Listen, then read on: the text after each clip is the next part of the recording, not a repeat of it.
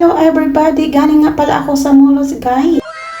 Nag-manicure muna ako bago sa isa kong trabaho.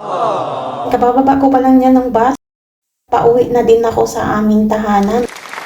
Doon kasi sa aking pinagtrabahuan, 10 minutes papunta sa amin. Sumakay ng bus dyan kasi nga, naman ang ibabayad ko. Ikaya ko naman maglakad. Kasi 3 stop bus lang naman ang madadaanan ko bago papasok sa amin. So ito na nga, papunta na ako dito sa ilalim ng tulay. Nakita nyo, madilim talaga dyan, no? Yan is, mga oras na yan ay alas 5. Yun talaga dyan guys, kasi walang kailaw-ilaw. Ang nakakatakot dahil maraming na disgrasya dyan, maraming namatay. Choice tayo, kailangan nating dumaan dyan. Alangan naman lumipad ako sa taas, Ayan, so patuloy pa rin ako ng lalakad dyan.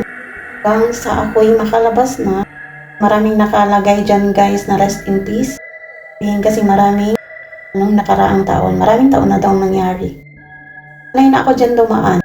At salamat sa Diyos, nakarating na ako. Malapit na sa amin, 5 minutes.